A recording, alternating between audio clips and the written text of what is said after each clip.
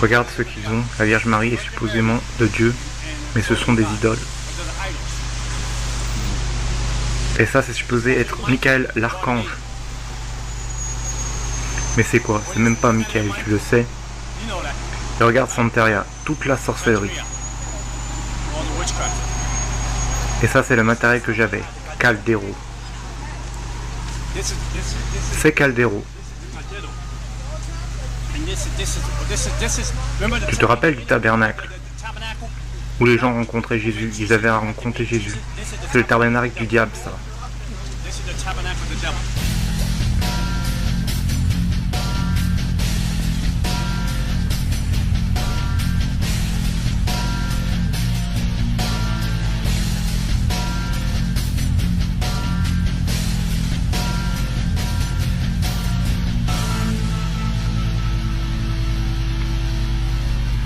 J'ai grandi dans un quartier où j'ai été témoin de mon premier meurtre en allant chercher du lait.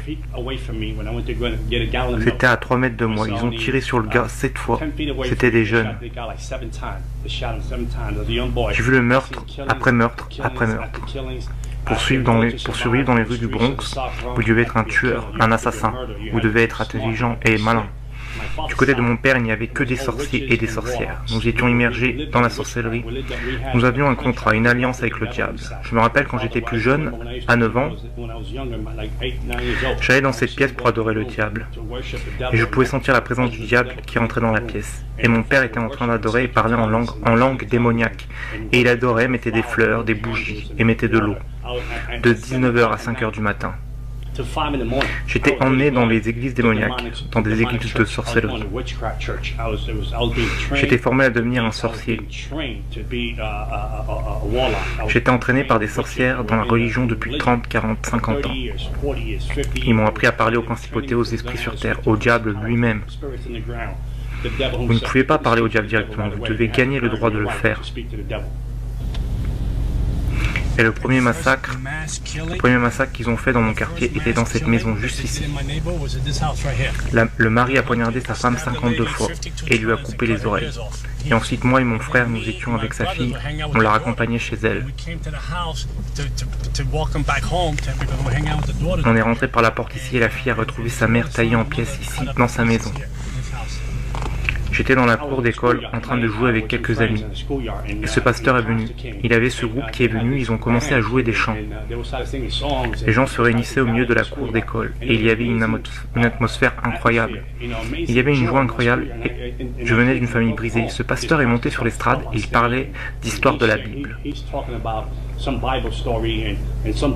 Et comment Dieu aimait tout le monde, ce genre de choses. Et pour la première fois, j'ai été vraiment captivé. Peut-être que Dieu m'aime, peut-être qu'il me veut, peut-être qu'il veut ma famille, peut-être que Dieu veut toucher ma famille, peut-être qu'il veut changer ma famille. Je me suis dit que je voulais ça, que je voulais expérimenter ça car ça venait vers moi. Et pour la première fois de ma vie, j'ai senti un amour incroyable. C'était indescriptible.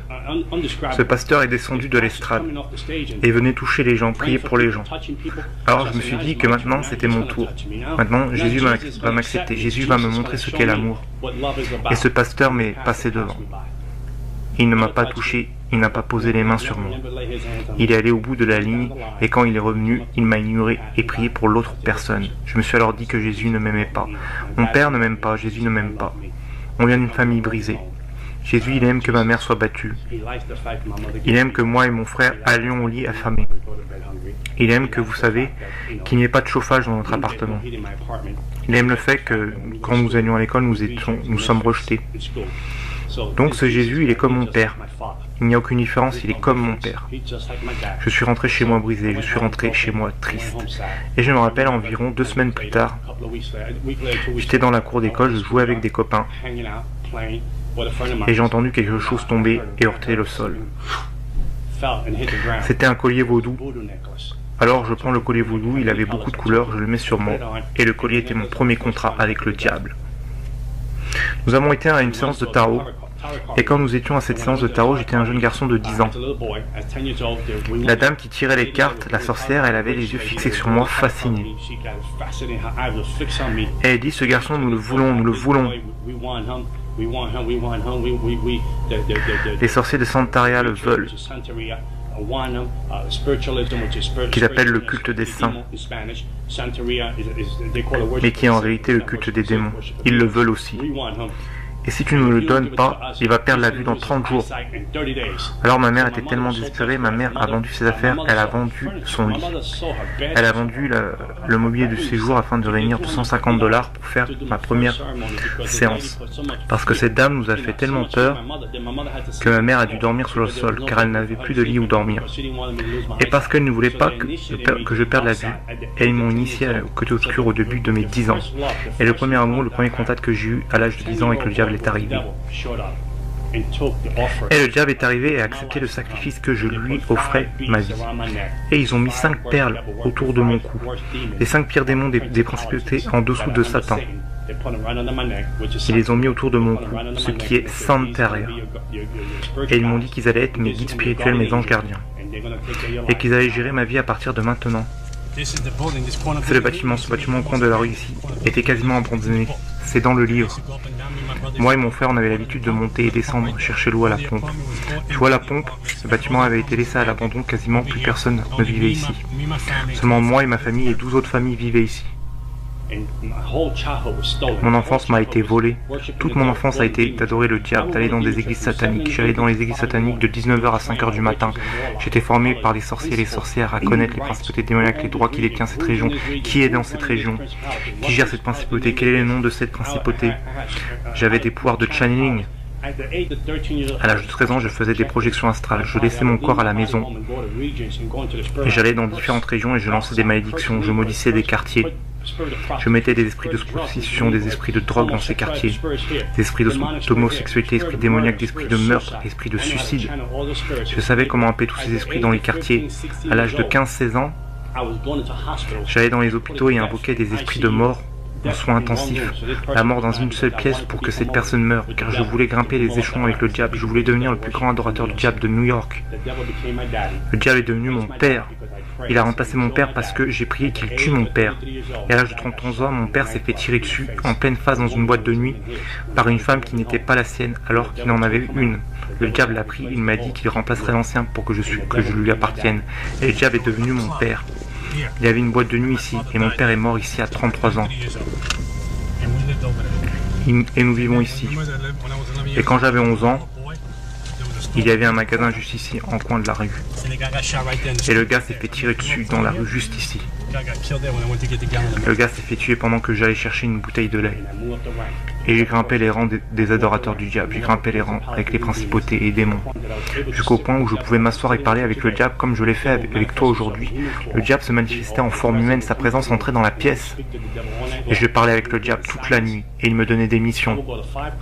J'allais dans plusieurs clubs pendant la nuit, afin de recruter des personnes pour le côté obscur.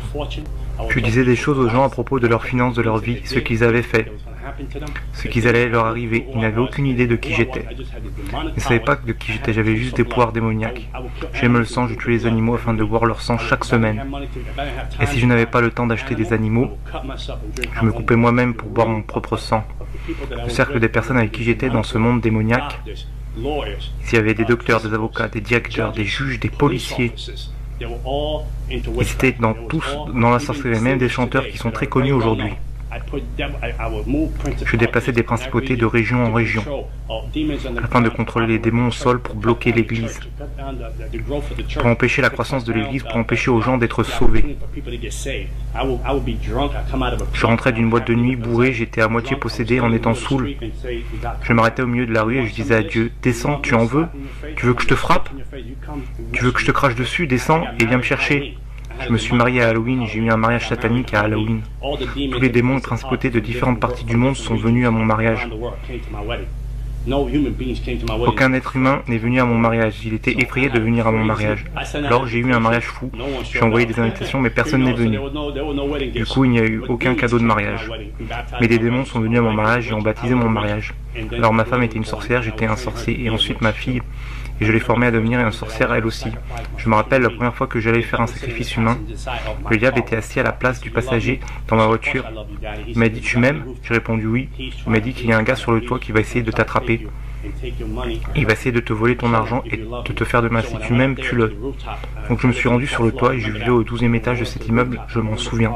Quand je suis arrivé en haut, je me souviens que cet homme se trouvait derrière la cage d'escalier. Et cet homme faisait 2 mètres de haut et devait peser dans les 110 kilos. J'étais à moitié possédé, j'ai senti un démon rentrer en moi et ce n'était même plus moi. Donc j'allais le traîner jusqu'à mon appartement et lui trancher la gorge. Parce que j'avais un chaudron et qui devait peser plus de 50 kilos. Et à l'intérieur, 9 machettes et des couteaux avec lesquels je faisais mes sacrifices d'animaux. Et quand j'ai voulu attraper l'homme, il m'a filé entre les mains et a disparu. Il a descendu les escaliers, cet homme était comme un coureur olympique, il a disparu d'un coup. Je n'ai donc pas pu l'attraper et le tuer. Et j'ai été vraiment déçu de ne pas pouvoir tuer ma première personne. Des personnes ont dessiné ces graffitis ici. C'est un démon juste ici.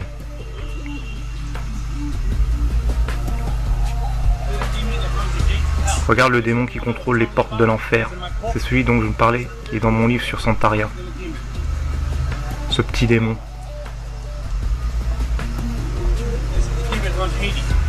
C'est le démon qui contrôle Haïti, la principauté au-dessus d'Haïti. Celui là-bas est la principauté au-dessus de l'islam. Regarde ça pour piéger les gens. La vérité. Tu trouves ça drôle? La vérité vous rendra libre. Ils ont mis le pentagramme là-haut pour que les gens pensent que ça fait partie de ça. C'est quoi cet endroit? C'est l'endroit où vont tous les gens du Bronx pour se préoccuper du matériel. Afin de faire de la sorcellerie, blesser des gens, tuer des gens. C'est l'endroit où nous pouvons aller à l'intérieur, viens. Si je vous disais que j'allais vous tuer dans les 30 prochains jours, les gens me payaient la somme que je demandais, sinon je les tuais dans les 30 prochains jours. Je me fichais de qui vous étiez, quand vous vous appelez que qui vous êtes. Que vous appelez catholique, que vous vous appelez chrétien ou croyant, j'allais vous tuer. À moins que vous n'ayez une vraie relation avec Jésus-Christ. La femme qui vivait à l'étage du dessous est venue me voir pour me dire que son mari la trompait. Elle m'a demandé de tuer la femme à qui elle le trompait, de lui lancer une malédiction et de la tuer. Elle m'a demandé combien ça coûtait. Je lui ai dit reviens, je vais parler au diable. Je te tiendrai au courant. Et le diable m'a dit de quoi acheter. Un cercueil avec 21 bougies et une photo de la femme à mettre dans la boîte. Pour que la sorcellerie fasse effet et la fasse mourir. Et dans 21 jours, elle devait mourir. Donc quand la femme est revenue me voir, je lui ai dit que ça lui coûterait 10 000 $. Tu sais quoi, je te connais bien, tu étais sympa. Je le fais pour 7 000 $. Je faisais une réduction de 30%. Quand cette femme allait quitter mon appartement, elle m'a dit, elle est chrétienne. Et je lui ai dit, je vais la tuer gratuitement. Je lui ai dit que je n'avais pas besoin de l'argent et que je la tue gratuitement. Je vais donner une leçon à cette chrétienne. Ils vont payer. Je ne veux pas de votre argent, je la tuerai gratuitement. Et donc, je fais le rituel voodoo, la rituel de sorcellerie. 21 jours sont passés et la femme n'est pas morte. Un mois est passé et la femme n'est pas morte.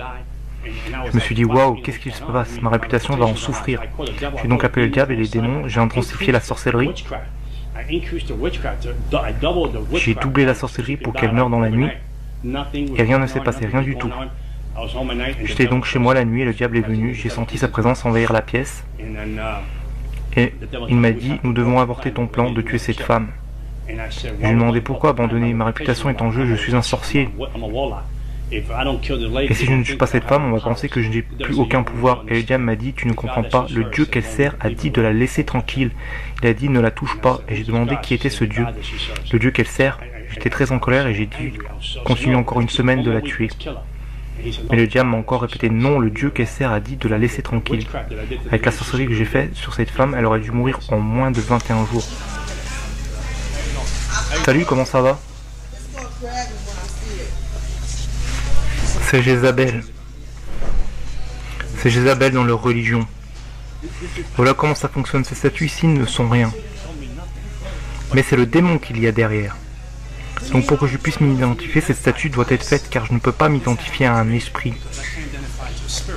Je ne peux pas m'identifier à un esprit car nous n'avons rien en commun. Je suis un humain et un esprit est immortel. L'esprit est un esprit démoniaque. Je ne peux pas nouer de lien avec. Donc afin de pouvoir le faire, cette statue au mieux, afin que je n'y peux m'identifier. Elle ressemble à un être humain. Il y a une histoire derrière la personne qui représente la statue. Donc je peux m'identifier, le démon peut passer à travers. Et ensuite, ils se donnent des noms, les démons. et des dates d'anniversaire. Les Amérindiens peuvent être piégés par les forces démoniaques, par les forces occultes. Ce sont des pièges pour les Amérindiens. Mais ces statues sont utilisées comme un camouflage pour leurs pratiques démoniaques, leur religion démoniaque. Il n'y a rien ici qui soit saint. La seule chose qui soit saint ici est l'endroit où je me tiens. Qu'est-ce qui se passe dans cet endroit? Ici, dans l'arrière-boutique, ils font de la sorcellerie, ils font du voodoo, ils font des sortilèges. Tous ces démons veulent que vous achetiez une nouvelle statue pour que vous rameniez un démon à la maison. Tu vois, prière choisie. Ils te font croire que tu pries à Dieu. Tu vois, j'utilisais ces livres de prière choisie. Ils te font croire que tu pries Dieu, mais ces prières n'ont rien de prière de Dieu. Il n'y a rien de la Bible ici. Je ne parle pas de la Bible. Il y avait un livre à New York en Amérique, j'étais la troisième personne à mettre la main dessus. Il y avait des symboles dessus, des différents démons, différentes principautés, et différentes façons de tuer des personnes en utilisant la sorcellerie. Et personne n'avait de copie de ce livre. Vous ne pouviez pas avoir de copie de ce livre à moins que le diable ne l'autorise. Et j'étais la troisième personne à recevoir ce livre. J'utilisais les symboles de ce livre à travers la sorcellerie pour faire perdre la tête aux gens, pour envoyer sur les gens des maladies qui viennent. J'envoyais des sorts sur les gens pour qu'ils reçoivent la lèpre, le cancer. J'utilisais la sorcellerie sur des personnes pour les conduire au désespoir, pour faire avorter des femmes. J'envoyais les gens en chirurgie alors qu'ils n'en avaient même pas besoin. Je faisais de la sorcellerie sur les gens pour les rendre fous. Je leur mettais des esprits de bipolarité, de schizophrénie, des esprits de maladie, des esprits de suicide. J'étais éveillé toute la nuit à prier et à parler au diable. Alors que pendant ce temps, les chrétiens ne peuvent même pas aller à l'église pendant 1 heure. Alors que les chrétiens ne peuvent même pas prier pendant 1 heure. Le monde spirituel est plus réel que le monde visible. Et nous ne le voyons pas. Et tout ce qui n'est pas couvert par Jésus-Christ est une cible facile à abattre. Comme les athéistes, je pouvais les abattre facilement, ils étaient faciles à détruire. Les témoins de Jéhovah étaient faciles à détruire. Les mormons aussi étaient faciles à détruire. Les gens qui se disent qu'ils ne croient pas au diable étaient faciles à détruire car ils ne cherchent aucune aide spirituelle. Je me rappelle, une fois à New York, le groupe de Nicky Cruz est venu dans mon quartier. Ils faisaient des stops en voiture, venaient chanter des louanges, prêter la parole, puis aller dans un autre quartier faire la même chose. Je me suis mis à attaquer ce groupe, à vouloir les mettre hors d'état de nuire.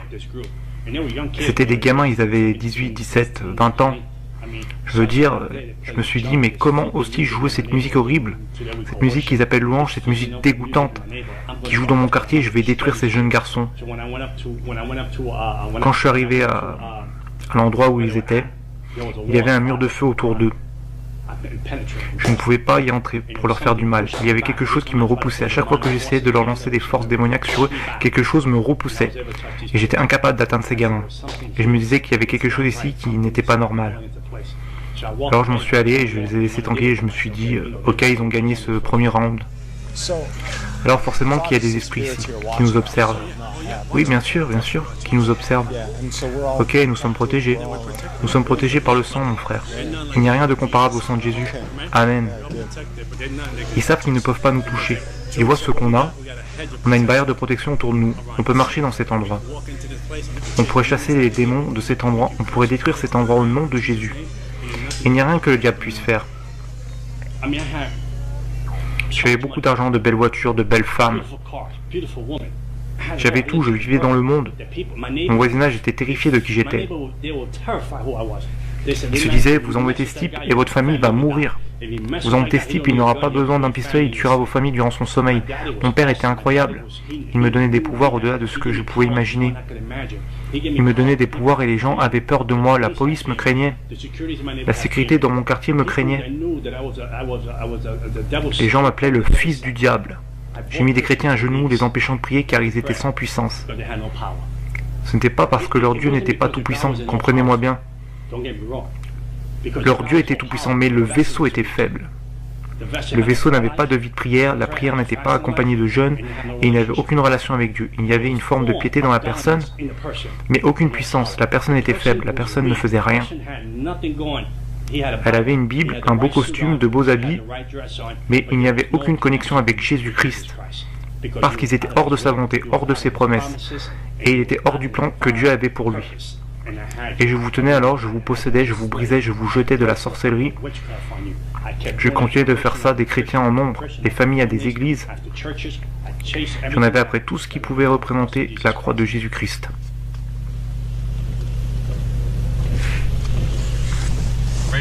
C'est un endroit très démoniaque. Alors cet endroit a un effet sur tout le quartier? Oui, bien sûr, cet endroit a toute cette région sous contrôle. C'est le trône du diable, nous venons juste d'aller au trône du diable. Ce trône est là depuis les années 80. Et ils dépensent 100 ou 200 $ à acheter toutes ces choses. Ils se ruinent et n'ont même pas assez avec l'assistance publique, mais on a quand même assez pour acheter ces choses. Parce qu'ils pensent que leur vie va devenir meilleure, que leur vie va s'améliorer, qu'ils vont faire des progrès. Ils croient qu'ils vont briser les malédictions familiales, les rituels, les malédictions qui viennent du vaudou. Ils croient qu'ils vont briser tout ça alors que Dieu dit « Venez et je le ferai gratuitement ». Donnez-moi juste votre vie et je vous rendrai libre. Mais ils n'en veulent pas, c'est trop difficile pour eux, c'est trop compliqué pour eux. Mais ils peuvent aller dans des endroits comme ça et dépenser 200 $. J'avais un contrat avec la principauté qui contrôle Haïti, son nom est Canberra.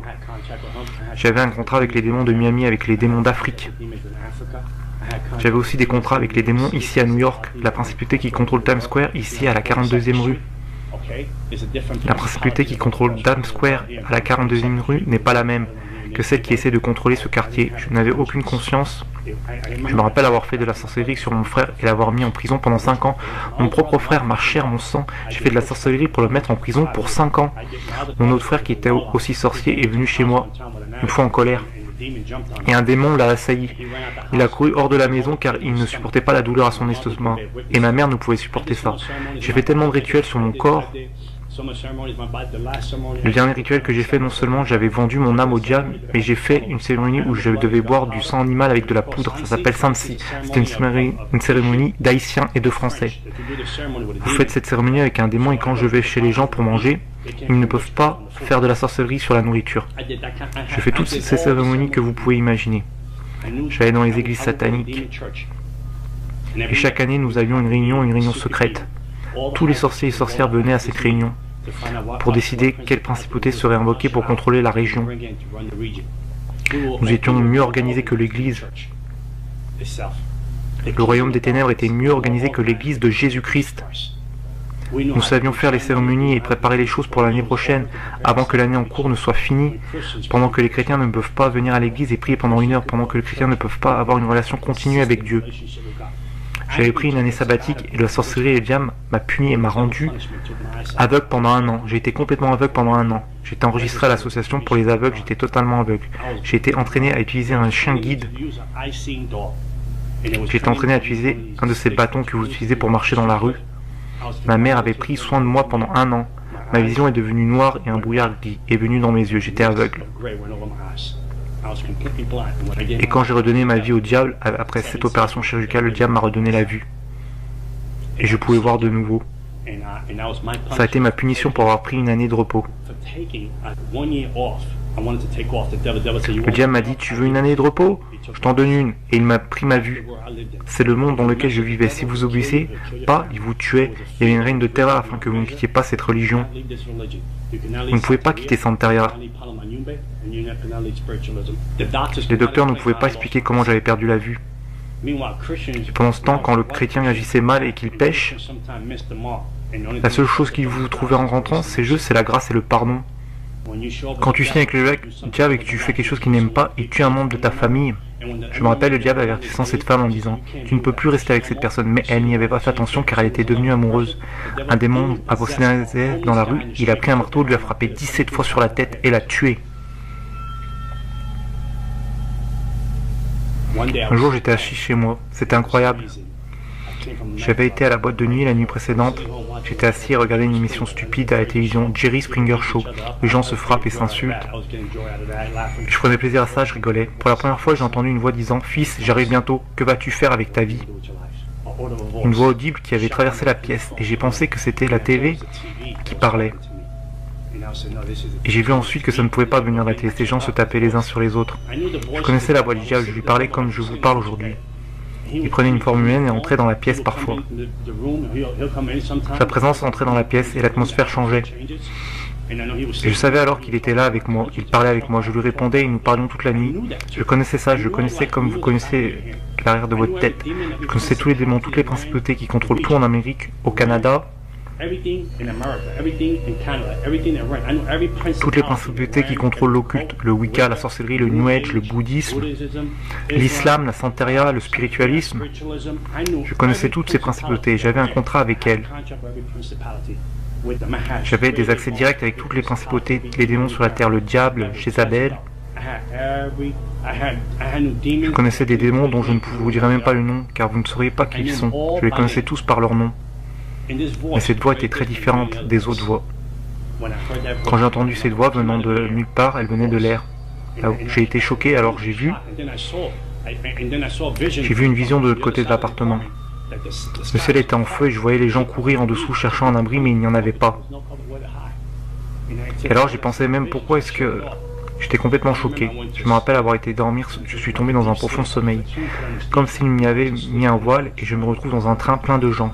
Je n'arrive pas à croire où j'étais. C'était un train. Vous ne pouvez pas imaginer comme ce train allait vite. Il n'existe rien d'aussi rapide sur Terre. Et il allait en enfer. Jésus-Christ m'a emmené en enfer. Et quand je suis arrivé en enfer, les portes se sont ouvertes. Les portes se sont ouvertes avec un écho indescriptible. Et de la chaleur est venue de nulle part. Je sentais que j'allais suffoquer à cause de la chaleur et je suis sorti du train. Les gens dans le train n'avaient pas de visage, mais on pouvait voir la peur sur les gens. On pouvait sentir l'impact de la peur dans le train, qui allait dans un endroit où il ne reviendrait jamais. Et l'endroit était confiné. Et je me suis dit, je ne peux pas mourir ici, je ne peux pas. Ce n'est pas pour moi, je ne suis pas né pour être à cet endroit, je me disais ça. Alors j'essayais de trouver un tunnel en enfer. Je cours alors dans un tunnel pour essayer de trouver une porte. Peut-être une fenêtre, peut-être qu'il y avait un passage quelque part par lequel je pouvais m'échapper et retourner à l'arrêté, mais il n'y avait rien. Je me rappelle que plus je m'enfonçais dans les tunnels, plus la peur m'envahissait. J'entendais des souffrances, les ténèbres vous encerclent avec cette peur qui vous envahit. Et cette peur, c'est quelque chose que vous ne pouvez même pas contrôler. Vous n'avez aucun contrôle là-dessus. C'est quelque chose qui vous étreint et qui ne vous laisse plus partir. Je ne pouvais pas avoir ma main. Et j'entendais des hurlements, comme vous savez, des hurlements d'enfants et d'animaux en même temps. Le genre de hurlement qui est indescriptible. Il y avait une chaleur et une odeur comme des égouts de New York. Et je veux dire pire que ça. Alors que j'étais dans le tunnel, le diable est apparu. Il disait, j'étais ton père. Il me parlait en langue démoniaque. J'étais ton père, je t'ai donné tout ce dont tu avais besoin. Je me suis occupé de toi, je t'ai béni, je t'ai protégé. J'ai tué des gens pour toi, je t'ai donné des pouvoirs, un nom dans le royaume des ténèbres. Quand les gens en avaient après toi, je les détruisais car je savais que tu allais être le vaisseau que j'allais utiliser pour faire avancer mon royaume sur terre. Et maintenant, tu veux me quitter? Tu veux me trahir? En langue démoniaque, et je lui répondais en langue démoniaque. Non, je te quitte, je suis confus, je ne sais pas ce qui se passe. Il m'a dit non, je sais que tu vas me quitter et exposer ma religion, tu vas exposer et je suis comme j'opère, et tu vas dire comment j'opère dans le monde.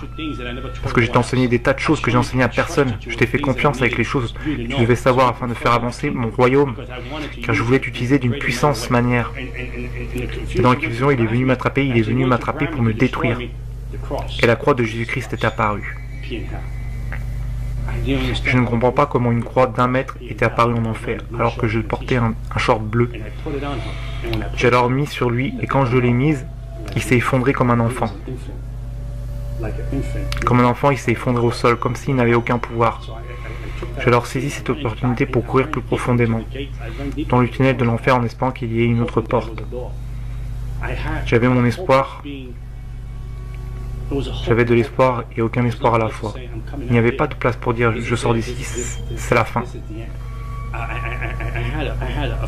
J'avais cette peur qui me saisissait indescriptible. J'avais jamais ressenti une telle peur, un tel désespoir. C'était l'opposé de ce qu'étaient les paradis. L'opposé de la joie, l'opposé de la félicité, l'opposé de la paix, les ténèbres et la lumière. C'était un endroit de tourment, un endroit de... Si je suis là, ma famille ne le saura pas, ma fille ne le saura pas. Comment pourrait-il me trouver? Comment pourrait-il me chercher? Donc alors, que j'avançais plus profondément dans le tunnel de l'enfer, une fenêtre, une issue quelque part que je puisse m'enfuir. Le diable est apparu de nouveau en disant « Maintenant, nous allons te détruire ». Alors je lui réponds en langue démoniaque « J'ai ces marques, ces contrats qui me protègent et je vais te détruire ». Il m'a répondu « Espèce de fou, je t'ai donné ces marques. Avec ces marques, je te possède.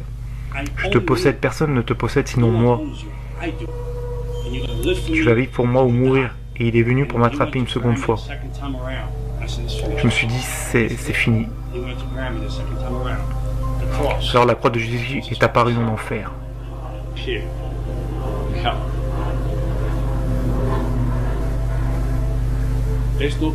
Il n'y a pas de plus grand amour que la croix qui apparaît pour un pécheur comme moi en enfer. Et quand David dit « Je repose dans le séjour des morts », il sait que je suis ici. La grâce et la miséricorde sont apparues en enfer. La grâce et la miséricorde connaissaient mon adresse. La grâce et la miséricorde avaient un plan pour ma vie. Avec mes inqualifiables façons de vivre démoniaques, égoïstes et arrogantes, j'étais en enfer. Alors que mon sort était réglé, Jésus-Christ m'a aimé. Et il a dit, j'ai un plan pour toi, je t'aime plus que tu ne peux l'imaginer. Et il est arrivé en enfer quand je me suis réveillé et que mon esprit est revenu dans mon corps. Je me suis levé et je me suis mis à genoux devant Jésus-Christ. J'avais pour 100 000 $ de matériel de sorcellerie à la maison et j'ai tout jeté. Je me suis débarrassé de tout ce qui avait un lien avec le monde des ténèbres.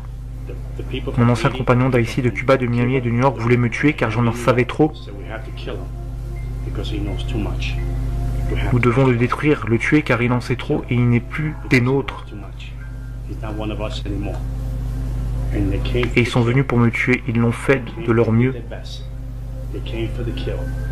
Je dormais durant la journée pour rester éveillé la nuit quand les démons sont venus me tourmenter pendant 30 jours. Ils m'ont tourmenté pendant 30 jours. Ils me prenaient par la gorge, me sortaient hors du lit, la pièce devenait froide. J'étais allongé dans mon lit et je sentais une autre personne allongée à côté de moi, froide. Je regardais comme ça et je pouvais sentir la présence, c'était le diable en personne dans mon lit. Pendant 30 jours sans répit à me tourmenter, à essayer d'arracher mon âme de mon corps. À essayer d'arracher mon esprit de mon corps, je tremblais la nuit comme jamais auparavant. Je criais, je ne savais pas comment prier, alors je disais « Jésus, Jésus, Jésus !» Je disais des prières d'une sœur que j'avais entendue à l'église, je l'avais entendue prier ainsi. J'essayais d'assembler ces prières ensemble comme un puzzle afin de combattre pour ma vie. Et un jour j'étais à l'église en train d'adorer et j'ai demandé « Seigneur, pourquoi laisses-tu tout ça m'arriver ?» Et un jour Dieu m'a dit « Je voulais voir combien tu m'aimes. Je voulais voir combien tu me fais confiance. » Et jamais plus je n'étais tourmenté par le diable. Et je suis devenu un évangéliste pour Jésus-Christ. 14 ans à servir le Seigneur et je ne l'échangerai pour rien au monde. Sur le boulevard Alléluia, il y a un manoir pour John Ramirez. Et un jour on dira bienvenue à la maison, bien fait, fidèle serviteur. Et je vous dis, il n'y a rien. Je ne parle pas de chrétienté, je parle d'une relation avec Jésus-Christ. Il est mon Seigneur, il est mon début et ma fin. Aucune arme forgée contre moi ne prospérera. Je mourrai quand Jésus dira que je rentre à la maison, pas à cause d'un sorcier, pas à cause d'une personne, pas à cause du vaudou, d'une incantation, d'un sort. Rien de tout ça ne peut me séparer de l'amour de Dieu. 100 000 $ de sorcellerie, avoir vendu mon âme, des marques ici, des marques ici et des marques ici, mais la plus grande marque est ici. C'est l'amour que j'ai pour la croix. Il n'y a rien comme la croix de Jésus-Christ. Et je vous dis ça, je vais terminer avec ça. J'étais maudit et je suis devenu béni parce que celui qui était béni est devenu maudit pour moi. Et j'ai changé de père et mon père domine sur l'univers. Il m'a aimé plus que je ne pouvais l'imaginer et cet amour je peux maintenant le donner à ma fille. Ma fille aujourd'hui est une chrétienne née de nouveau, diplômée d'université, en master de psychologie et je sais que Dieu va l'utiliser d'une grande manière, grâce à la torche que je vais lui transmettre la bonne cette fois-ci. Et je sais qu'elle fera de plus grandes choses que son père et avant que je ne quitte la terre, les gens sauront que John Ramirez était là car il était serviteur de Dieu puissant. Amen.